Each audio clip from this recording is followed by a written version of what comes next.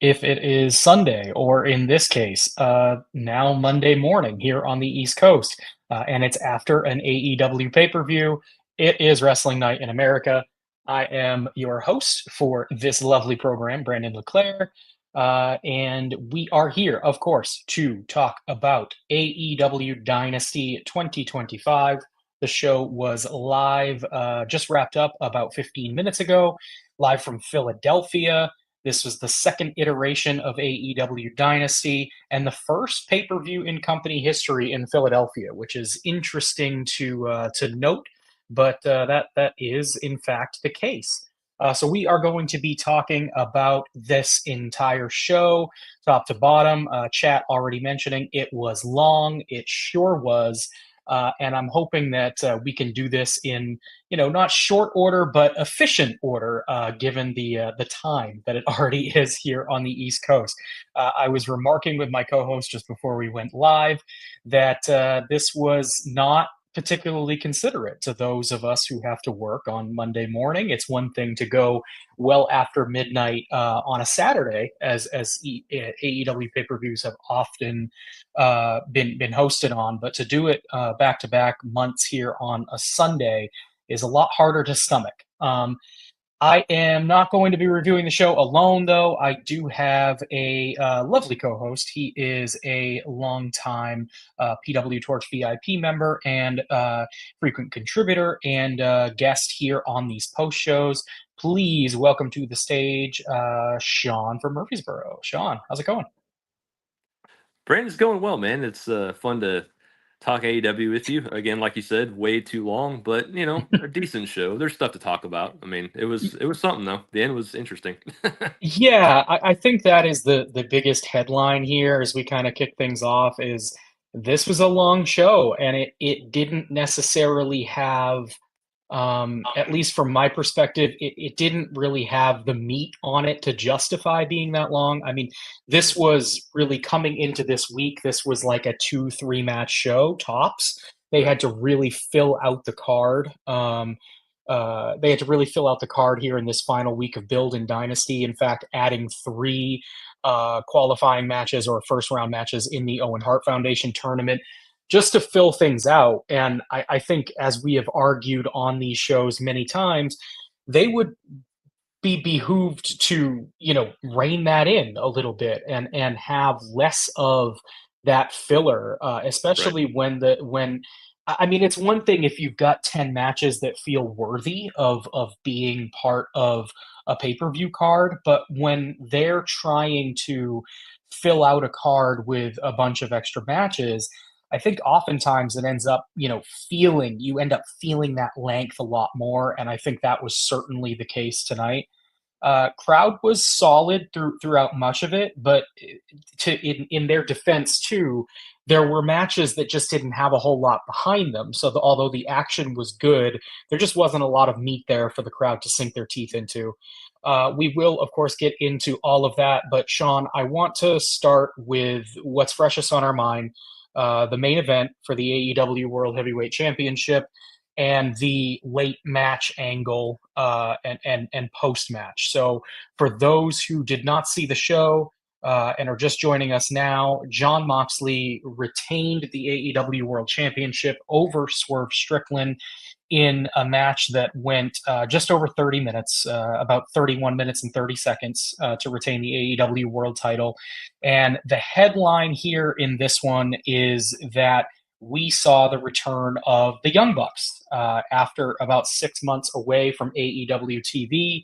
They are the big surprise that preceded a lights out moment, which AEW likes to do way too much. So when the lights turned on tonight, it was Matt and Nick Jackson, and they had Swerve in position for the BTE trigger. They hit the move, and that allowed Jon Moxley to steal the cover and the pinfall and retain the championship.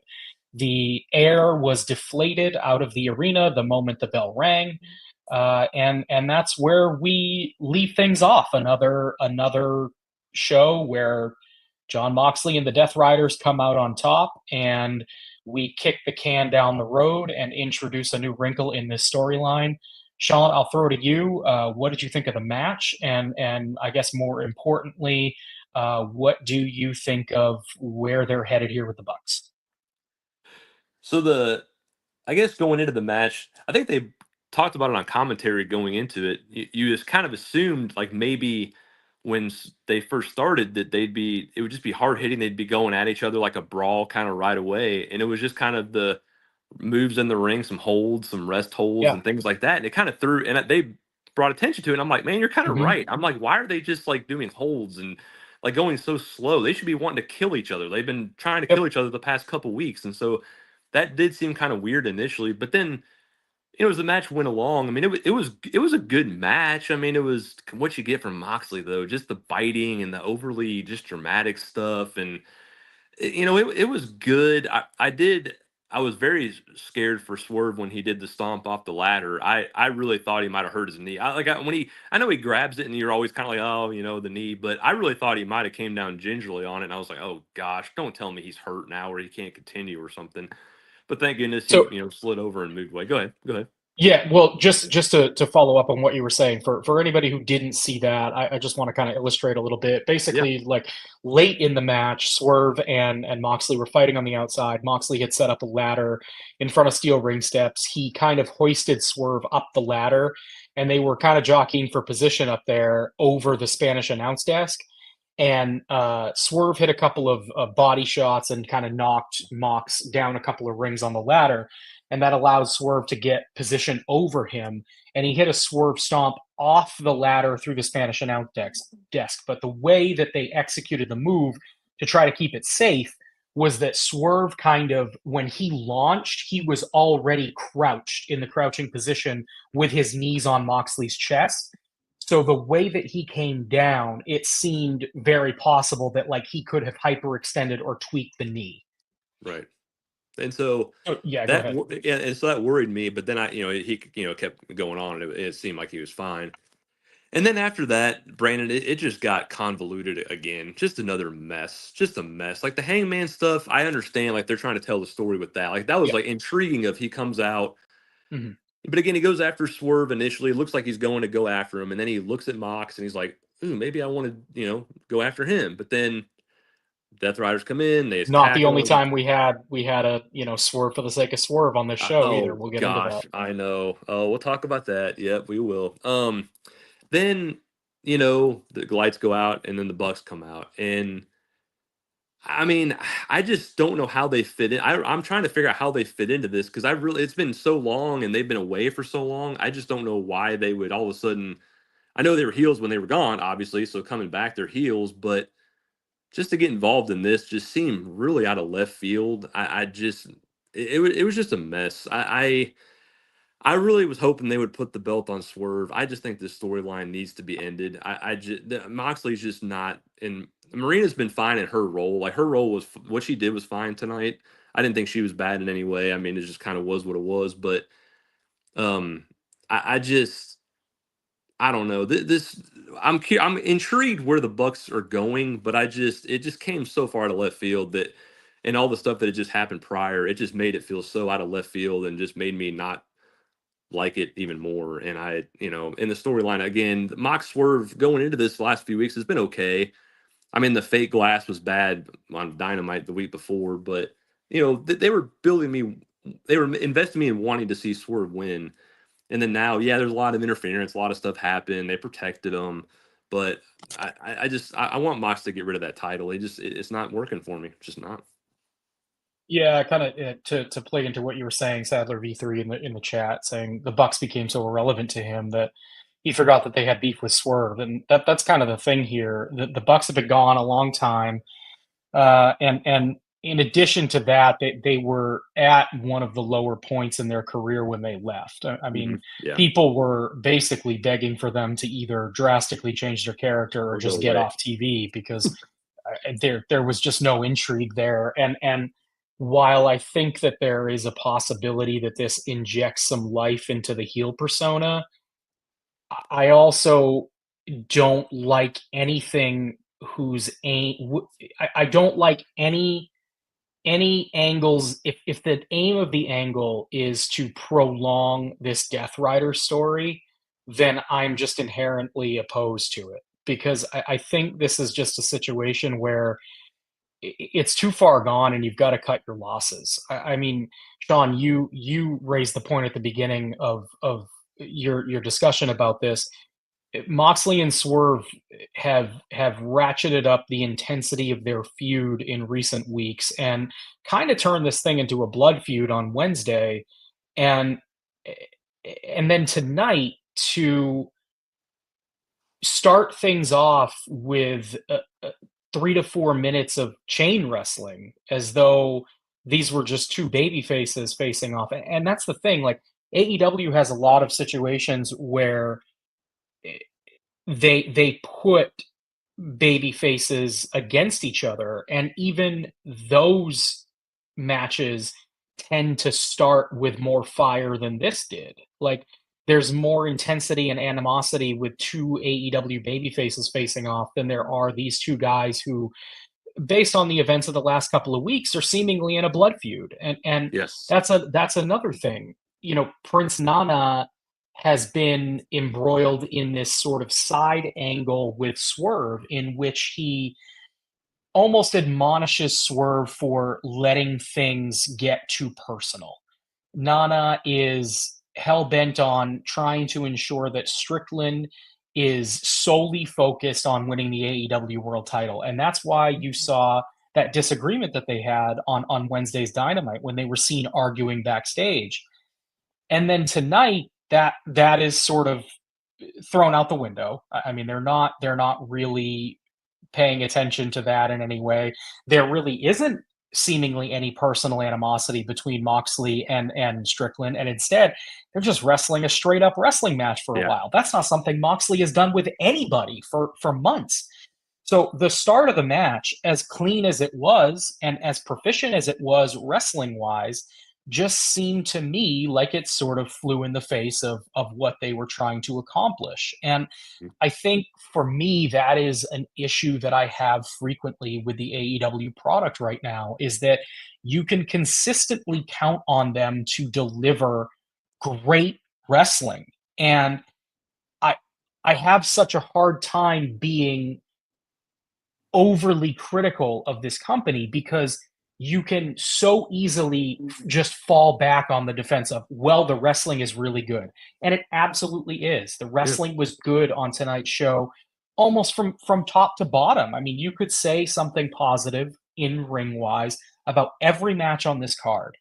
But where AEW has struggled for a while, and where I think they continue to struggle, is telling compelling stories. And this is not Right. me saying that AEW doesn't tell stories. They absolutely tell stories. I just think a lot of them aren't very good. And Right. this one in particular has not been very good. I wish that they would cut their losses on this and move on. I think tonight would have been a perfect time to do it, to turn the page. If you have already given up on the notion that John Moxley's not going to do the conspiracy thing anymore, that we're not trying to remake AEW in his image, and instead he just wants to be a dominant heel world champion, then great. You had an opportunity tonight to move on and to just put the title on a deserving babyface who has the crowd behind him and who has become a great representation of the company. Instead, we introduce the Young Bucks to this situation, and now it becomes a question of, are they going to go down the road again of Moxley working in tandem with the EVPs in some sort of remake? Again, are they trying to remake AEW uh, in their image again, or is this just a pivot to a more traditional sound heel faction? By that notion, I have concerns about what the Young Bucks look like paired with the Death Riders, because their styles, their demeanors, their presentation are kind of diametrically opposed to each other. I don't think that works. So, I have questions coming out of this show, and there are things that I am intrigued about, but I don't think that we come out of tonight in a better place. I think that we're going down the path of more of the same and more of this Right. tone deaf decision to continue to push John Moxley at the top of the card. And you hear it in the reactions of crowds when the matches end. There is just a sense of deflation that takes hold. And even, the big return of the Young Bucks couldn't quell that. I want to know, Kyle in the chat, kind of down on the show. Good wrestling for sure, but hard to be compelled by any of it. I think that's a recurring theme. It's certainly a recurring theme for me. It's how I generally feel with these shows. And Kyle follows up with that too, something I also, vehemently agree with. Rooting for AEW, of course. I mean, like there's absolutely no when I criticize AEW, I always want to be perfectly clear that I'm coming from a place of wanting this company to be better because it is objectively good for wrestling. It's objectively good that this company exists and that they have succeeded in the way that they have, and I hope that they continue to do so. I just think that there's a lot of things that they could do better to grow their audience and to put on a more consistent product. Sean, anything you want to add about this one before we kind of pivot to the rest of the show and kind of run things down top to bottom? Yeah, so like you said about the Young Bucks, I'm with you. It doesn't seem to me to fit what Moxley is trying to do or the story that he's Yeah. trying to tell. It just like I said, it's opposite. I mean, they're high flyers, and he doesn't like those kind of. He's supposedly in storyline doesn't like those kind of people. So why would he like the Young Bucks, or why would he want to be with them? It just Mhm. seems that they don't care about what they're doing. They're just in hanging out, doing whatever. We're supposedly EVPs. We're just telling people what they should do and what they should not do, and it just seems kind of weird. And then I'm And obviously yeah. to piggyback on that, the reason that the Young Bucks left in storyline is because they thought that they would be a target for the Death Riders because of Right. how they present Yeah, themselves. exactly. Yep. So it makes sense in a way, in the sense that are they coming back and aligning with the Death Riders because they don't want to be victims of the Death Riders. But that's not the story they're telling anymore. So that's why I wonder, are they pivoting back? Are they pivoting back to that notion, to the notion of we are going to, remake AEW in our image? I hope that's not the case, but I'm curious how else you introduce the Bucks into the storyline without doing that. Yeah, that would be an awful move for sure. No, I mean, like I said, the match itself just didn't make sense. Again, what we kind of talked about, and I just somebody was saying I didn't think Swerve was going to win. I wanted him to win. I knew he wasn't. I knew they were going to keep this going. There's other people I wanted to win too that didn't, and we'll talk about that more. So yeah, I just thought overall it ended up being a mess. The Hangman Swerve stuff is still intriguing, but they added so much into it that it just kind of like, you just find yourself kind of soured on the end. And I want to, I always want to let things play out because I know they have a plan for All In, of course, for who they want to put the title on, whether it's Osprey or Hangman or whoever. But this Moxley thing has just gone on too long. It just has. There's no other way to say it. Yeah, for sure. I'm sure that we'll bring up some stuff about this match and whatnot. Again, we're gonna this won't be the only time that we talk about the Death Riders on this show either, because they were on the undercard. Let's pivot though and start looking at this thing top to bottom. So we'll go all the way back, Sean. This feels like it was hours ago because it was. It was. 8 o'clock my time.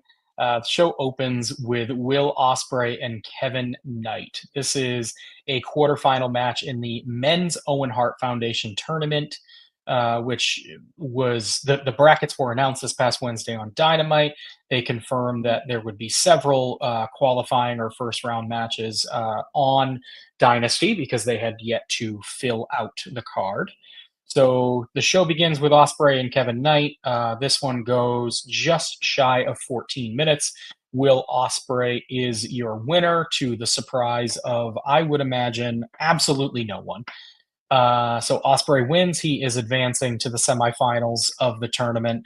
And announcers, of course, were quick to point out in this one, and I'm glad that they did that, that the tournament will conclude at Double or Nothing in Phoenix, Arizona at the end of May. And then the winners of both the men's and women's tournament get a world championship shot at All In Texas. So Osprey, your winner here in just under 14 minutes. I thought that this was a really strong opener. I think it is a wise decision to kick your show off with Will Ospreay if you don't have him in a main event position, because he's going to be one of the most over acts that you have on your roster. So getting him out there first guarantees a big reaction for him and hypes the crowd up early on. I was generally opposed to putting this match on pay-per-view, but I understand wanting and needing to get Will Ospreay on the card, and do think that that is the right move overall. Kevin Knight was impressive here, more so than he was on Dynamite, and that's saying something, because his showing was impressive on Dynamite as well. I was on the Dynamite Wade Keller Pro Wrestling post show with Wade on Wednesday, and longtime PWTorch VIP member and contributor Chris Lansdell joined us on the show for a bit, and was talking about what we can expect from Kevin Knight, having seen him in New Japan for quite some time. And he said that when you have an opportunity to see him in a one-on-one match, you're going to be impressed by his athleticism. He might be, he's still a little raw, and he might he might take a little few too many risks, but the athleticism really jumps off the page. And I thought that was the case here. I thought he was really impressive in terms of the raw athleticism, and Will Ospreay worked well to reel him in to the extent that I thought that they needed to for an opener. So this one gets a thumbs up from me. I thought it was a really good match, even though the outcome was never in doubt. Sean, I'll throw it to you. Yeah, I mean, I echo a lot of what you said. I mean, again, it's just, Osprey was going to win. That was obvious. It's hard to invest in a 14-minute match when you know who's going to win, because they just do it so often. Kevin Knight, I had never seen him. I don't think I even got to see him. Well, I saw him on Dynamite too, I guess, but I hadn't seen him. Like, he is very athletic, very high, very cool move set. Couple missed spots, a couple kicks didn't look like they hit very well. It was a little raw, that for sure. Not everything looked crisp, and I mean, Will did the best he could to do with what he had. I just I would have cut it maybe to like 9 or 10. I just didn't think it needed to go 14. It's already going to be a long show. You're going to wear everybody out.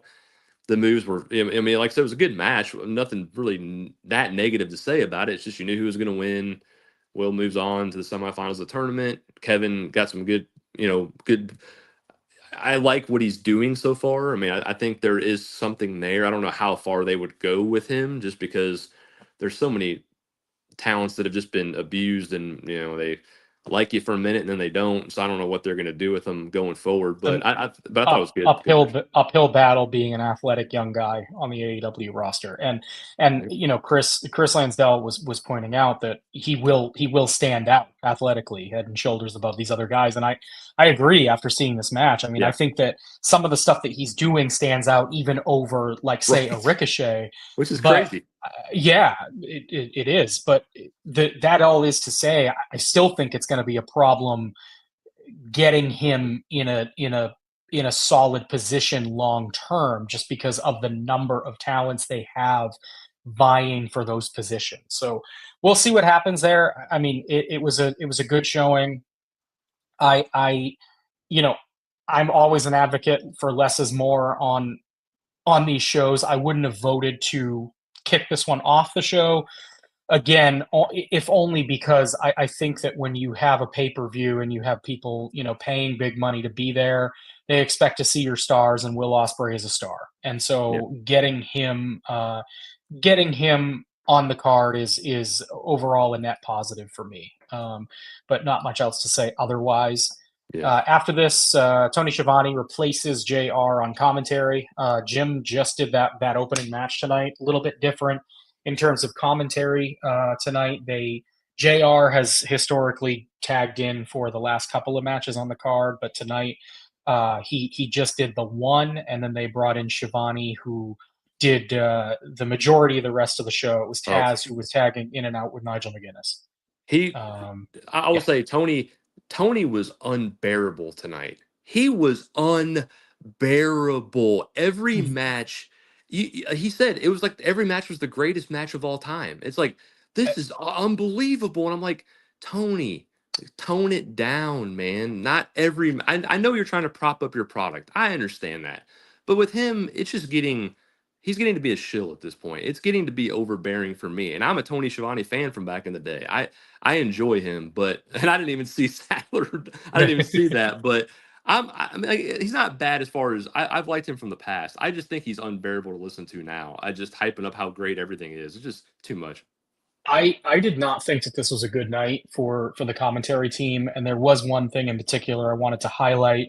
I'm going to do it now because I don't want to Yeah. forget as we get deeper into the show because this happened quite a bit later. But during the Chris Jericho and Bandido match, the commentary team went on like a 60 to 90 second sidebar about sports entertainment, Oh yeah. which just Yes. felt completely out of left field for me. Like, I totally get it if you were aiming to make fun of WWE Right. for continuing to utilize that term and You can't throw do it in that people's anymore. face despite people understanding that it's just a garbage term that means nothing. But the fact of the matter is like WWE pivoted away from that over a year ago. So why are we even saying it on television? Like, are the worst part of it is that they were almost trying to make the argument that they AEW were sports entertainment because the purpose of the conversation was to point out the fact that Ring of Honor specifically is the purest form of pro wrestling, and that the Oh, that's rules right. in Ring of Yeah. Okay. Honor are conducive to pro wrestling, not sports entertainment. Therefore, they were sort of making the assertion that AEW is sports entertainment, and I don't know why you would ever want to do that. So that was the low point for me commentary wise. I Oh, didn't think man. that it was I didn't think that it was a good night overall for commentary, but that moment in particular really irked me. Um, so, anything else that you wanted to add about Tony, Sean, before we jump into the next No, match? no, that's a. I'm good there. Go ahead. Go ahead. Okay. All right, so Tony joins after JR, and we get Big Bill and Brian Keith out first. Notably, they were using their own music or Big Bill's music instead of the Learning Tree, so that was something to make note of going forward. Hurt Syndicate comes out to a strong reaction with MVP, and MVP actually joined commentary for this one. So Hurt Syndicate wins this one. I don't think that is a surprise to much of anyone. They do so in about 10 minutes and 30 seconds to retain the AEW World Tag Team Championships. Not a ton to say about the match itself. There were some there was some odd choices for booking within the context of the match, and by that I mean that the Hurt Syndicate is not firmly established as a babyface tag team yet, but the crowd treats them as a babyface tag team. Big Bill and Brian Keith are still technically part of the Learning Tree with Chris Jericho, which is a Mhm. heel faction, although there has been some, dissension there among the ranks as of late. But Big Bill and Brian Keith largely worked the match as the baby faces, and the Hurt Syndicate were set to work the matches as the heel. Of course, the crowd did not react that way, so the whole thing kind of felt a little bit off. Big story here, though, is that MJF gets involved late in the match. He kind of pops up from beneath the crowd barrier. It was kind of a comedic moment. He catches Big Bill in the face with the Dynamite Diamond ring, and then Lashley hits him with a spear, and that allows he and Shelton to just dominate Brian Keith in the ring and pin them to retain the titles. Not much to say again. Match wise here, I continue to be impressed by Lashley and Benjamin and their presence in an AEW ring. They just look different. They feel different than other acts, and I think that they're there is something there for them in the tag team division. I'm intrigued by the stuff with MJF. I don't know where it's going, but I'm intrigued, and not, intrigued in a good way, not a bad way, like the stuff with the Young Bucks later on. Um, Sean, what say you? What'd you think of this one? Well, I guess first of all, I know they had the spot with MJF in the match, and so that's why they wanted to have it on this card. I still don't think it should have been on the card, honestly. I know they're Hurt Syndicate. I like them. I think they're doing a good job. The part I just wish they would be better defined of who they are. Are we truly going into them as good guys that are just badasses that are again hurting people, or are they heels? And we just had these guys or them going up against Bill and Keith, who we're assuming are still heels, and so, it's like obviously we're going to root for Hurt Syndicate because we like them better, but it's just I want them to be properly defined. Like, who are we supposed to root for them, or are we not supposed to root for them? And that's I would kind of like to go a little deeper in that, and that's where MJF comes in. I am intrigued to see where they're going with him. I don't think MJF really needs to be with them, but I guess I see why he would want to be with them. I'm definitely intrigued by that. The match itself, I thought was fine. I thought Bill looked good in the match. I thought he did some Yeah, cool stuff. I think there's something, obviously there with him. I think he could I do thought some really good he's had things. two good nights. I thought he was, on Wednesday, I with Wade, I called him one of my performers of the night, and thought he had a good night on Yes. Wednesday, and a good night tonight too. Yeah, and so but then again, like Brian Keith just kind of is just, you knew he was going to take the fall. It was He's obvious where he was there. going. Yeah, he's there, and it's just kind of disappointing because he's got talent, but that's just what they've used him as. And so yeah, the match was just kind of there. I mean, Hurt Syndicate has some good moments, and I do like them as an act. I just wish they would be properly defined. And so hopefully this MJF stuff will move along. We'll kind of see where they're going with that. But I am intrigued. Yeah, piggyback, or to go back here, from our conversation just prior to this one about the commentary team. Derek Mitchell in the chat, saying Tony's morphed into David Crockett from Mid Atlantic, Jim Crockett Promotions. Everything is a great match. Everything is the greatest match ever. And one of AEW's weaknesses is their commentary team. That's a lot of what we were kind of discussing, and I think that it's not always readily apparent. Sometimes they have better nights than others. I thought tonight in particular, they were doing a little overcompensating, and I don't know if that was a message, a directive from Tony, where he was self-conscious about the card they had tonight. It wasn't a particularly well-built card, but I thought the wrestling tonight was strong, spoke for itself. There's no Mhm. reason to, sum up every match as the greatest match ever. Like, you had 10 matches tonight. Most of them were good to very good, and that's all it needs to be. But yeah, commentary just didn't do anyone any favors tonight.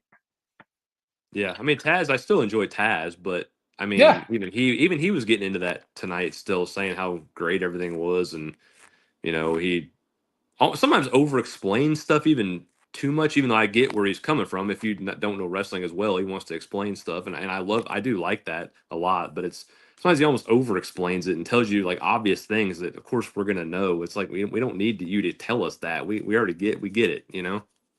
yeah. If anybody, if I were to give a passing grade to anybody on commentary tonight, it certainly would be Taz. I thought that Mhm. I like Taz. I like when Taz gets in the weeds, and I agree with you, Sean. Like, sometimes it can be a little bit too much, but I like when, if a wrestler grabs a hold in the ring and it's early in the match, and like, the casual viewer might be thinking, well, what's the purpose of this? Are they just, Mhm. are they buying time? Taz is really good at explaining the intricacy of the hold and why it hurts and what damage you can expect that it'll do long term. He's really really good at that, and he had a couple of moments tonight where he did it, and I thought he did it well. Yeah, I agree totally. So moving on, we're getting into now the second of the Owen Hart tournament matches. This one on the women's bracket, a quarterfinal match on the women's Owen Hart Foundation tournament. We get a promo package for this one. Julia Hart comes out first. She gets a pretty strong reaction, despite not being featured very frequently on Dynamite at all. Excalibur called her devious and dangerous and said she might be on the verge of shocking Mercedes Monae. I thought that was a half decent line there. Monae and Julia Hart wrestle for just shy of 13 minutes. Monae wins this one with a cradle. I was pleasantly surprised by this. Not that I thought that it was going to be bad by any stretch, but Julia Hart has really improved in the ring. I thought that she's made some really significant strides. She's a complete character at this point. I never thought that I would say that, in the ashes of the House of Black, Julia would be the one that came out the best, but that really might be the case. I mean, you could obviously make the case for Brody King, but jury is still out there. Julia Hart's in a pretty decent position if only they continue to utilize her. Sadler in the chat saying he has no idea if Julia is a heel or a face. Right now, yeah. That's a thing up and down the card. I don't think that they want to commit one way or the other with a lot of these characters, and Julia may certainly be one of those. Again, I was really impressed by Julia here. Mercedes Monae continues her string of really, really strong pay-per-view matches against quality opponents. A really good match. Did it need to be on this show? Probably not. Again, another opening round match in a tournament, but you got to get your stars on the show. Mercedes Monae is a star, and so it makes sense that she's here. Sean, what'd you think?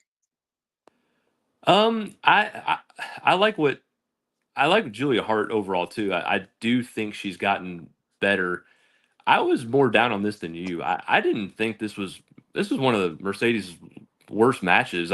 Julia just everything felt slow and plotting and just didn't a lot of moves that just I don't know didn't feel like it didn't seem like they had good chemistry together. I just didn't think it clicked all that well. I mean it was okay. I mean it wasn't bad like you said, but I wouldn't say really good. I mean I would say just kind of medium. I mean it was fine for what it was. Mercedes got a win you knew she was going to get. Again, this didn't need to be on the card because you just knew Mercedes was winning. There's no drama at all, and so you're going 13 minutes. Again, you know who's winning, so it's like okay, here we go.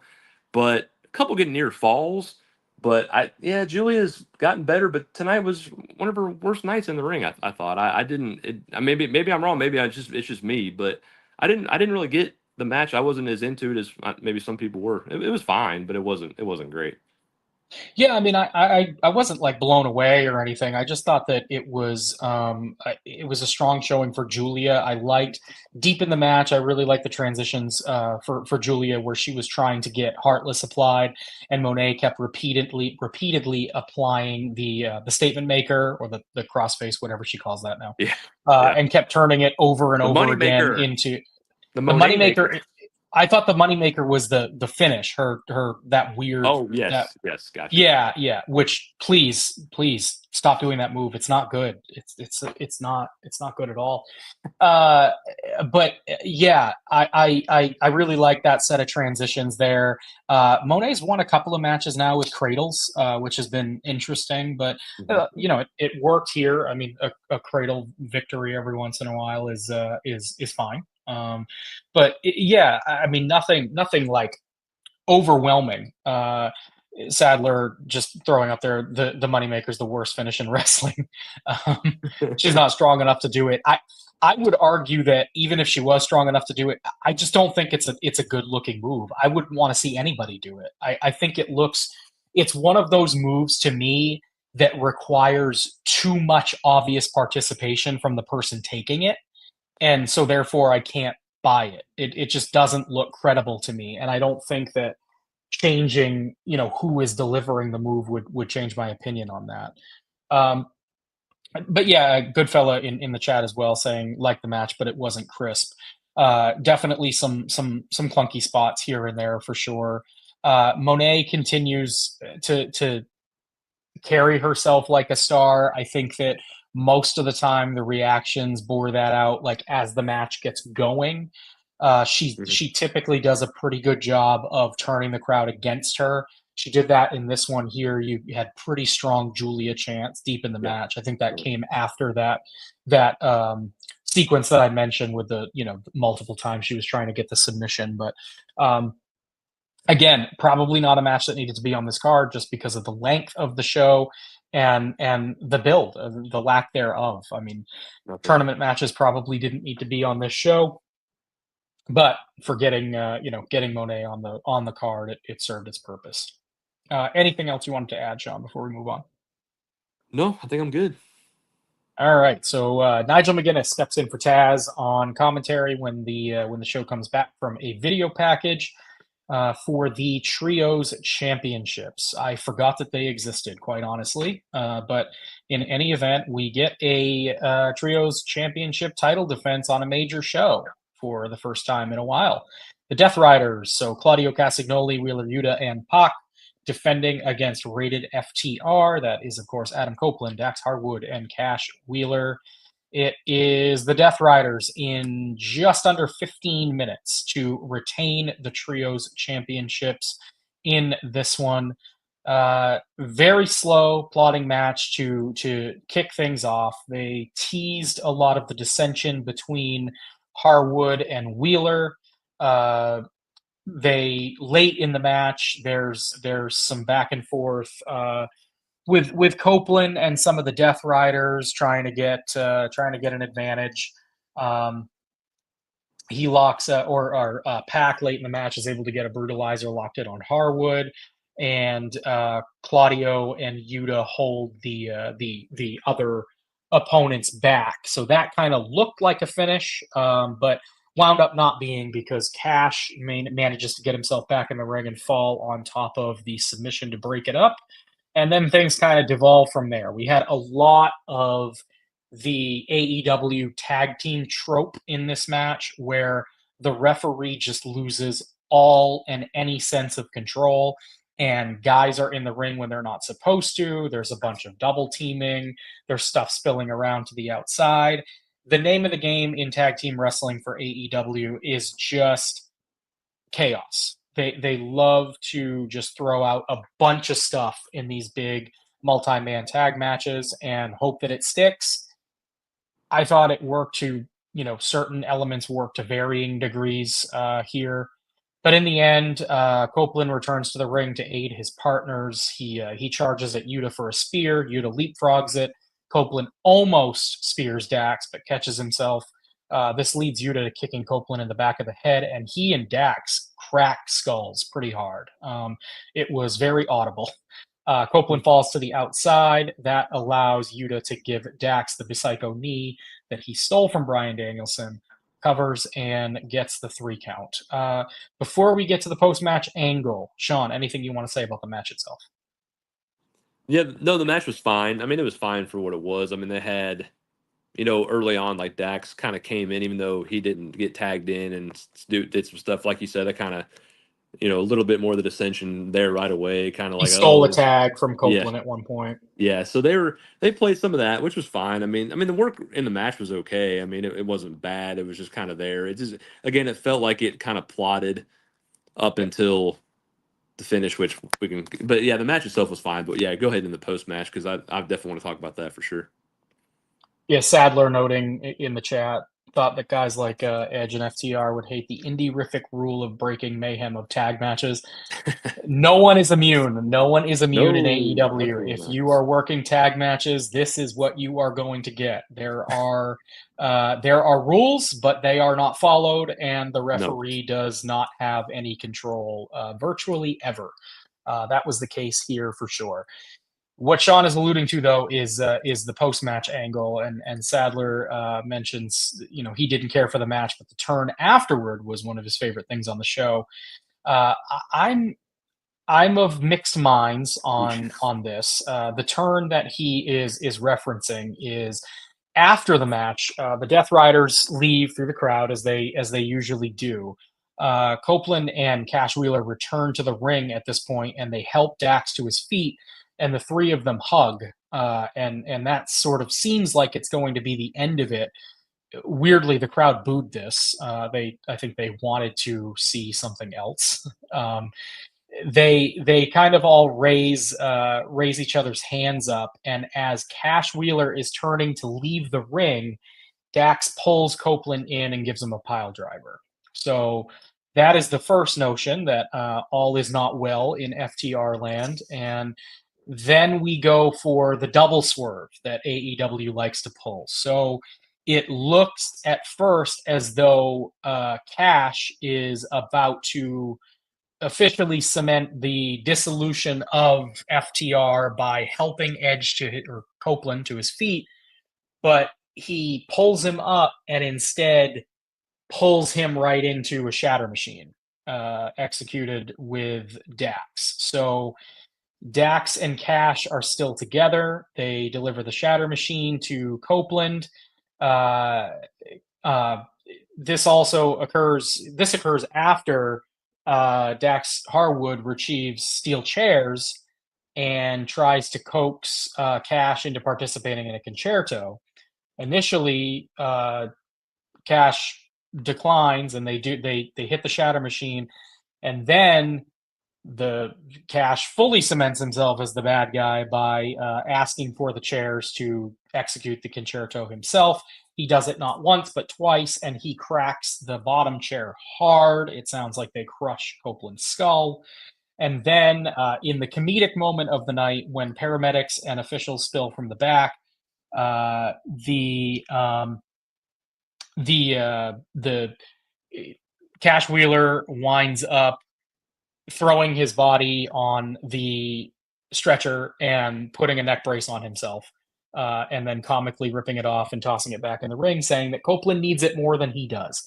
So FTR is still together, and they have turned on Adam Copeland. So rated FTR is no more. Long live FTR.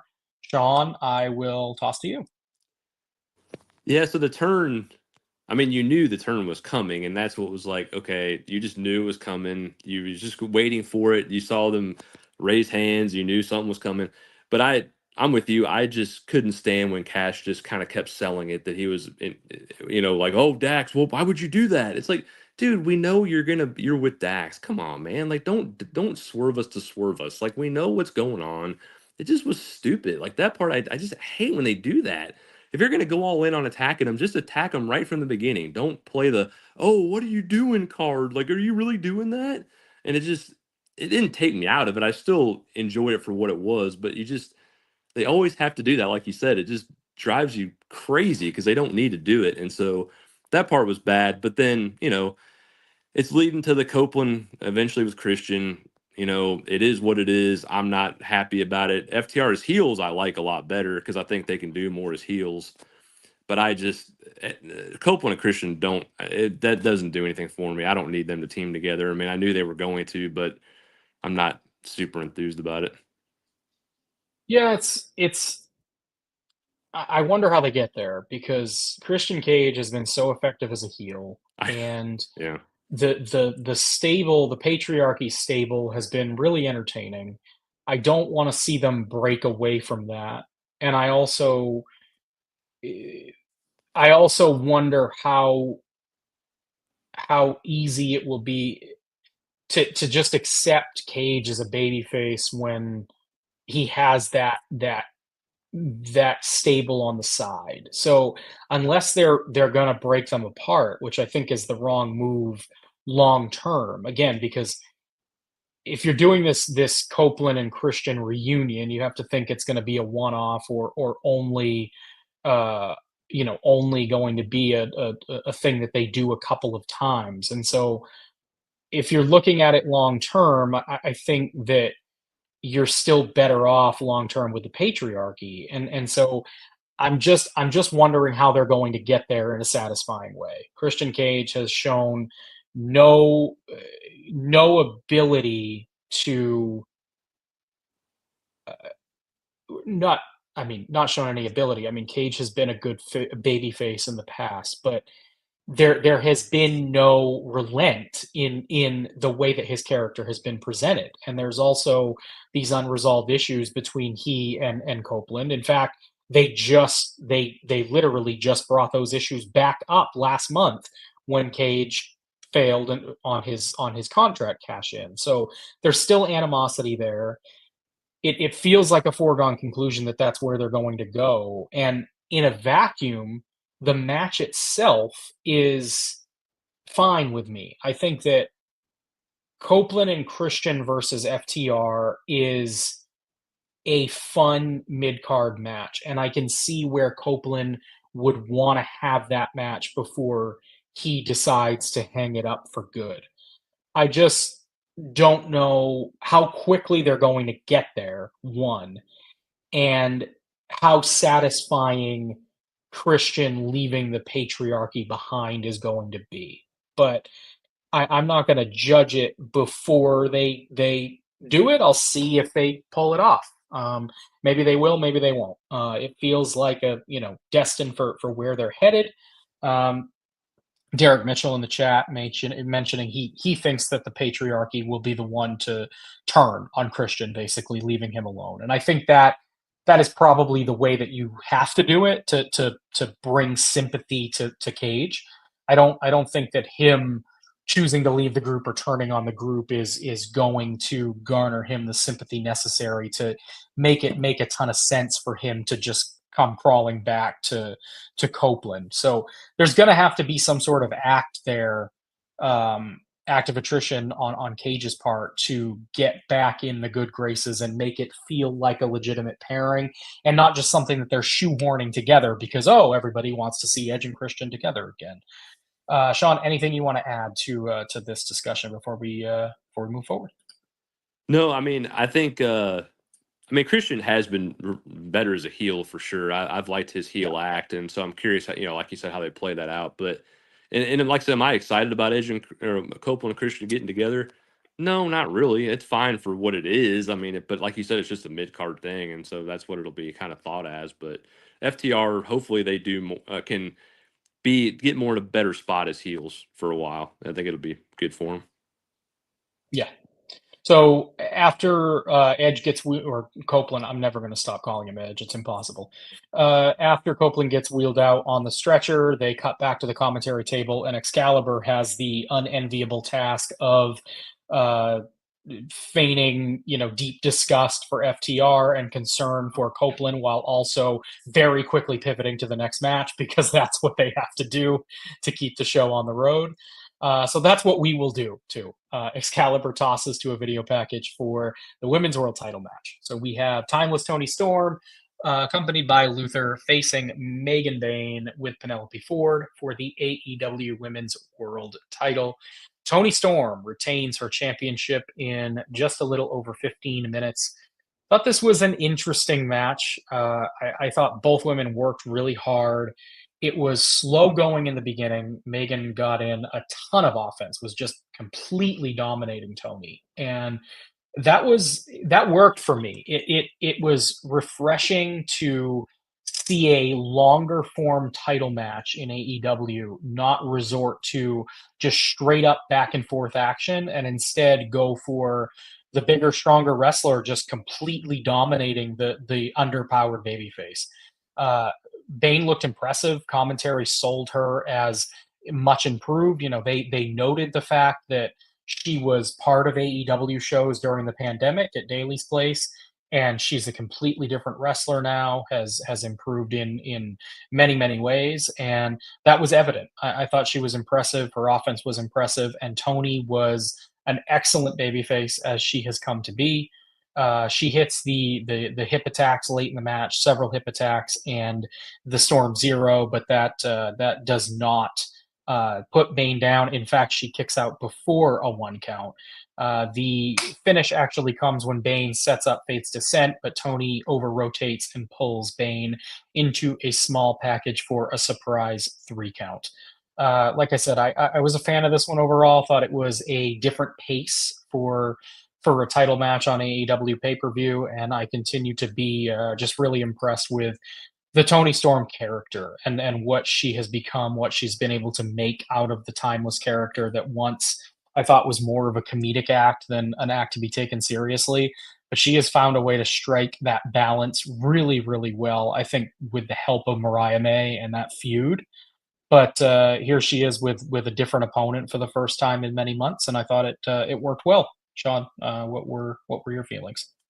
So with the beforehand, like before Tony came out, it was fun. Like, I still have an issue with Tony having a title with this character. I still have a problem with it. It's still too comedic for me. Like, yes, there's seriousness to it, but I don't like a character like that needing a title. I just don't think they do. And I made the points on many shows and many to the many people I talked to that Megan Bain needed to win here. And I thought the match was really, really good. I actually really enjoyed it. I do think in the match they did portray Megan as a dominant heel, Mhm. even though I still don't think she should have lost, because my issue is I'm very worried with what they're going to do after this. Everybody's like, oh, well, she'll be fine. I don't know. Tony hasn't proved to me that she will be fine. I have a very bad feeling that she's going to go just down the card and just be another person on the card that gets a win here or there, or maybe challenges down the line and just loses again, or whatever the case may be. I think if you're pushing somebody that hard, especially a newer act, and Tony does this a lot. You have these newer acts, you have to build them up and eventually put some of them over. And he built her up to be in this match. And yes, the match was very well done. I thought she looked good in a lot. Now I was worried about this German off the rope. That scared me. If she doesn't rotate all the way, she's going to land on her neck and she could be very Mhm. seriously injured. That was scary. She did turn all the way over, which was good. She landed fine. That kind of was a little nerve wracking. But other than that, I thought everything else was really, really well done. I just worry about Bane going forward. You have to build, and that's what I'm worried about with Athena.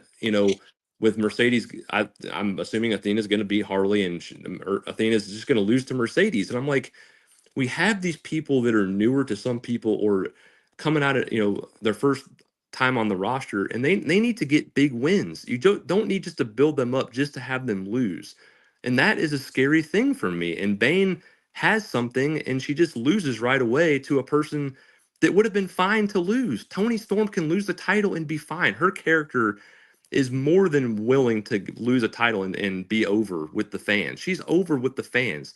She doesn't need to be the AEW Women's World Champion to be over with the fans. So I'm a little nervous. The match itself was good. I personally would have had Megan go over, but I know why they didn't, and I see their point, but they've got to stop building people up just to lose their first match right away. It can hurt you if you don't book it right. Yeah, it's an interesting point. I come down on the other side of it. I do think that going with Tony here was the right move, but not because I don't see a lot in Megan Bain. I side with Tony here because I don't have a lot of faith in the creative. And what I mean by that is that Tony is an established champion. She's got the crowd, behind her significantly 100%. She's coming off of this very, very successful feud with Mariah May. I think giving her a strong win in her first title defense after the May story is a good thing for her run overall. She's also been racking up title wins, and I think she's going to continue to be at the top of the card because of her her status within the company. How incredibly well she's gotten over on her own volition, and just what she means to that division right now. I think you're going to continue to see her in the title picture, whether she has the title or not. So I would worry about her continuing to rack up numbers of title wins. WWE has that problem with a lot of men and women. I'd prefer that AEW avoid it, and so I'm good with her winning here, if only because I worry what it would have meant for Megan Bain to walk out of here with the championship. We've seen what happens when the title ends up on people who are not firmly established as top men and women. The title sort of falls by the wayside and the challengers don't necessarily line up in a way that creates meaningful matches on pay-per-view. We even saw it during Mariah May's run. I mean, like, they were throwing challenger after challenger at her, and it just didn't work because people were just waiting for the next time that Tony got in that picture. If you gave the title to if you gave the title to Megan Bayne tonight, I think you'd be in a similar situation where people were waiting for the inevitable Toni Storm rematch because that's what they are expecting and that's what they want right now. They want Toni Storm at the top of the card. So I think that while I agree with your point that it wouldn't have hurt Toni to lose this match, she's over enough to withstand, taking losses to pretty much anybody. I don't think that it hurts Megan Bayne a lot either, so long as there is a plan for her. If Bayne is unfortunately, there's two ways that this could go. Bayne could easily fall by the wayside in the coming weeks. Unfortunately, I'd rather that happen without the title than the off chance that it happens with her holding the title, because we've seen that before. I don't want to think that the title could just fall by the wayside, but we've seen it happen multiple times already, and I just fear that it would have happened again. Yeah. So I guess my argument is I'm not saying I think Megan Bayne's the greatest in the world because I don't. Sure. I like what she did tonight. I like what she did tonight a lot. Now, granted, they should have had her say something of why she wants the title and not it doesn't have to be a long promo because she's a heel. She doesn't have to do this long crazy promo. But and that's the thing they didn't do is they didn't really tell you why she would want the title other than she's just dominant and she's gonna dominate Tony and win the title. But they do this with so many people. This is my argument. They bring so many people and they just lose right away, and then they just go out of. They're just and Megan Bayne has something. I'm not saying she's a superstar in the making because I Mhm. don't know, but I just think with Athena and with all these different people, they just have them lose. They have them win a match just to have them lose, and I think that's a bad strategy in the sense of I think you have somebody have them get a big win over someone like a Tony Storm that this character for me, again, I'm in the minority. I think I love Tony Storm. I think she's done a great job with this character. I just don't think it's a title character shouldn't have a title. Stone Cold didn't do I mean, he did comedic stuff, but he was a badass that you just wanted to see him win the title and have the title. With Tony's a different character, which she can be over without it. And I just thought, I would have liked to at least see what Megan could have done. I just wanted to give it a chance. But I mean, I knew she wasn't going to win. I mean, I knew overall she wasn't going to, and it's not the end of the world. But that was just the thoughts I had, after the match. Sean brought up Stone Cold there from just based on a comment from the Ray Paw in the chat, saying that Stone Cold would have also still been over in '98 without the belt, but it was right to keep it with him because he was the white hot baby face at the time. A lot of disagreement with you, Sean, Oh, in the that's chat. fine. Rude Dog saying Bane would have been a terrible champ. She looks like a cosplay actress and has no personality. I certainly I don't feel that strongly in the negative toward Megan Bayne, but I do come down favorably in favor of Storm keeping the title tonight. Derek Mitchell arguing that Bayne is headed for Collision or Ring of Honor. We'll see. I mean that has been the case with a lot of women that they have cycled in and out of competition here. There's a lot of talented women in that company. They don't always get their shine, but I think that the women's world title division has improved dramatically since adding Mariah May, since getting Toni Storm at the top of the card and firmly establishing her in a babyface role, not fighting the tide, not trying to work against the crowd, not fighting that uphill battle, just treating her like she is. So I would like to see them continue to carry momentum there. We'll see with the injection of Athena. I know she's going to be, Gonna lose working with to Mercedes, Mercedes. which Mercedes She's and going Tony to, can't win every match. Mercedes and Tony can't win every match. Other people have to win matches. Like we can't just well, have those two. I mean, they're great, but it's got to be more than that. Other people have to well, get over. Tony's just coming off of the loss to Mariah May. I mean, so they did, they went back and forth with the title there. Monae, they're definitely trying to tell a story there with her being undefeated except for in a that one-off tag team match. When Monae loses, it's going to be a big deal. So is that Athena? I don't know. No. Tony's I don't I brought this up to Wade. We discussed it on the Dynamite post show this past Wednesday. I don't think anyone has a real grasp of why Athena has been booked the way that she has. I mean, there's obviously been clamoring for her to make the transition to the main roster for quite a while, but she's been relegated to Ring of Honor. They reintroduced her on Collision with no fanfare, and now they're throwing her in the tournament, but not really acting like she's a big deal. So I am under the impression at this point that Tony Khan does not view Athena the way that a lot of the fans do, but we'll see. Perhaps that changes with good reactions and good matches. I'm not sure, but we will find out in the coming weeks and months. Moving on now to another our last of three Owen Hart Foundation quarterfinal matches. This one, Kyle Fletcher and Mark Brisco. Fletcher was accompanied, of course, by Don Callis, who spent a little bit of time on commentary. And Fletcher, to again the surprise of no one, wins this one in a little over 16 minutes after catching Brisco with a couple of flying kicks in the corner and then a top rope turnbuckle brainbuster for the 3 count. This one starts fast and furious with Fletcher attacking Brisco on his way to the ring. Callis says on commentary that they practiced for that all week. Mark retakes control pretty quickly and does a lot of damage to Fletcher throughout this match. My patience wore a little thin with this one.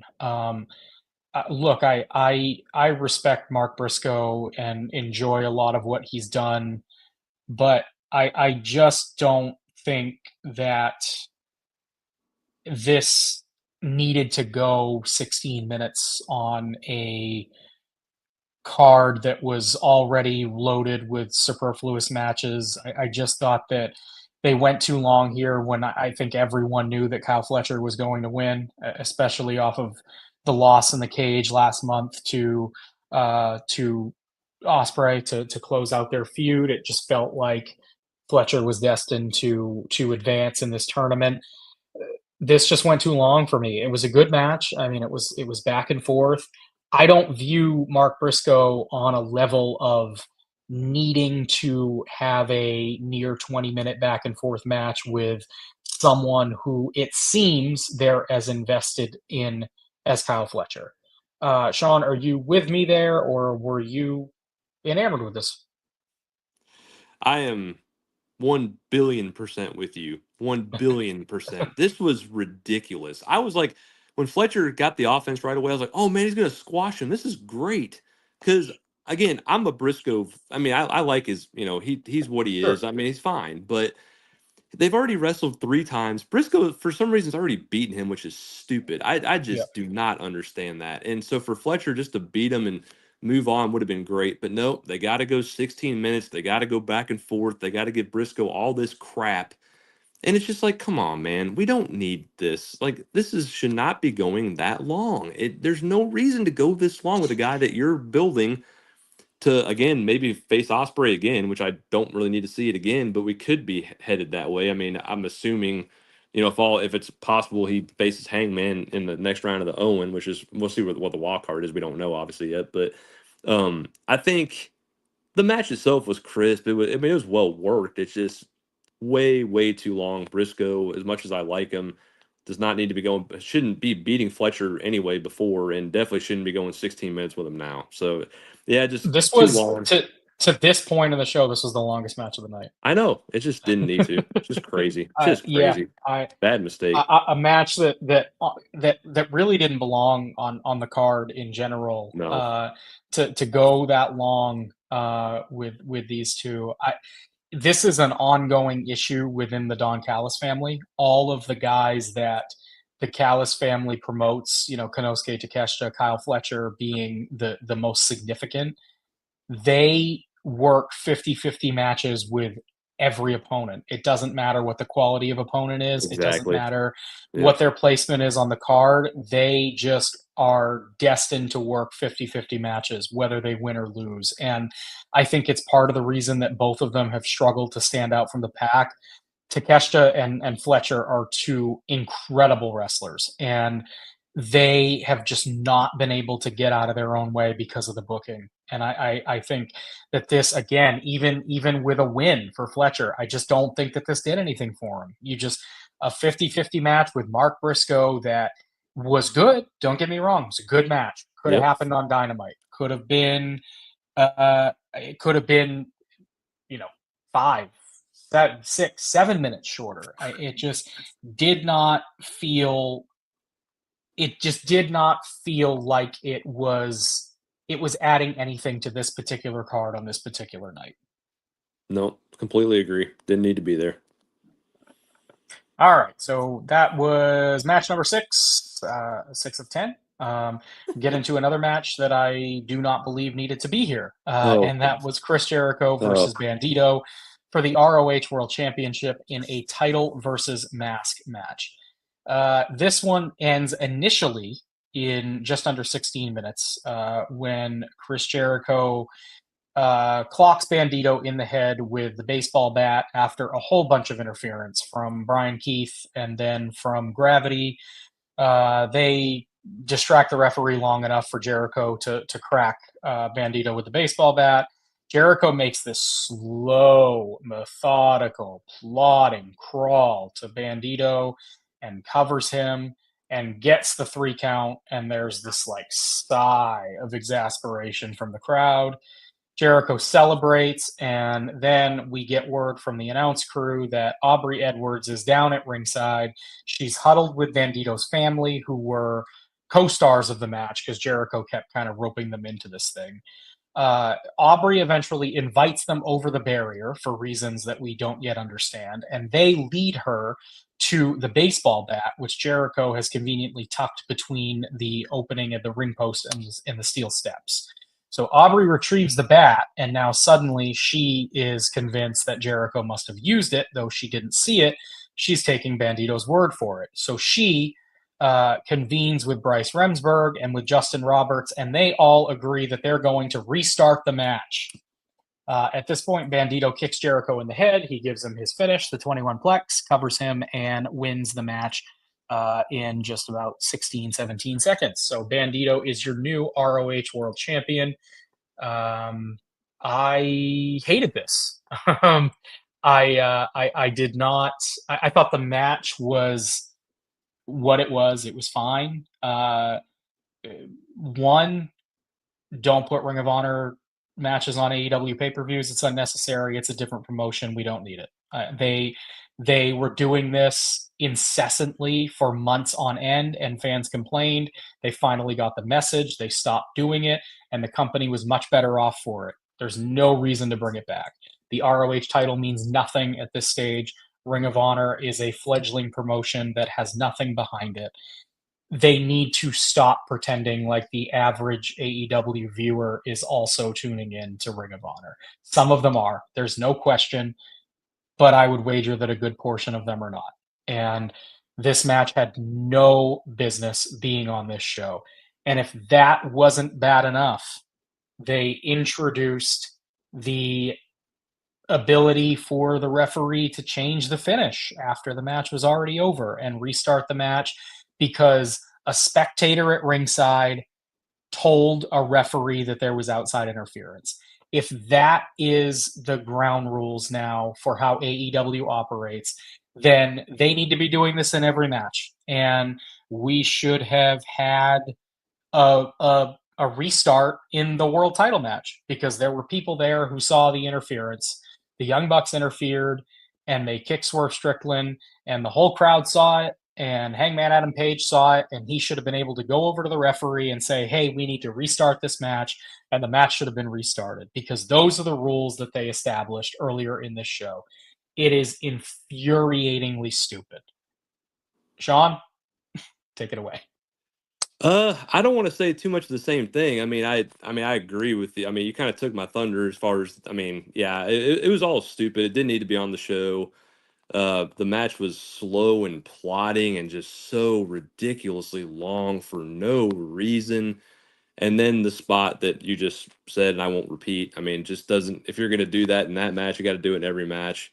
It makes no sense to do it in this match. Oh, I didn't see it, but he used it. Oh, we got to start the match again. It's like, this is freaking dumb.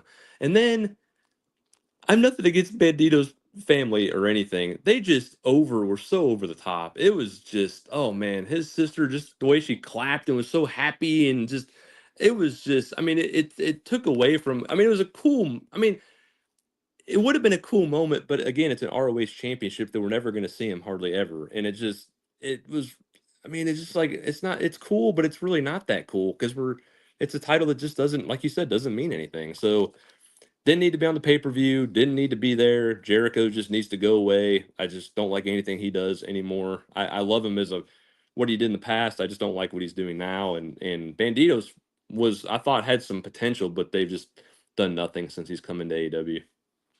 Yeah, I mean, they worked hard. Like, match was fine.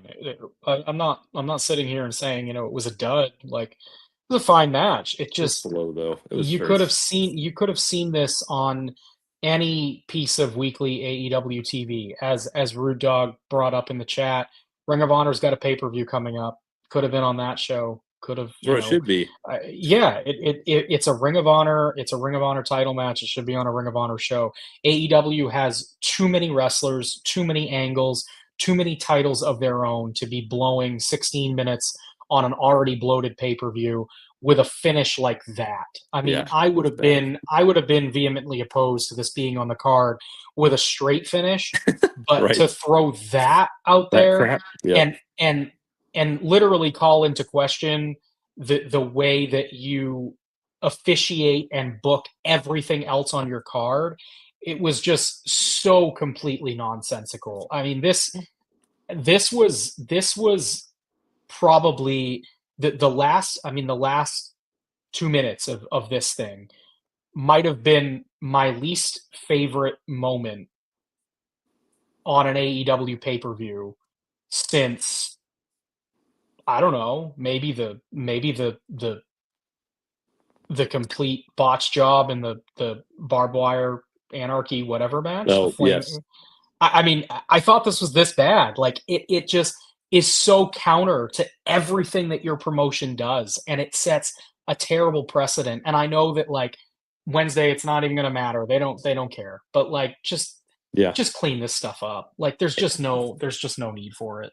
And they had when because that's the thing I didn't like too. So they had Bandito early in the match do the thing with the strength where he's holding Jericho up for like 60 seconds, right? 67. It's Yeah. like that makes you look dumb because then you're gonna wear yourself out and you're gonna it just it's I don't like that just oh feat of strength and like just going with the fans like making I just like come on man it just seems like child stuff I just like I don't know I didn't like It's that at all cool. either. It's a cool thing for the live crowd. It's a cool thing at a house show.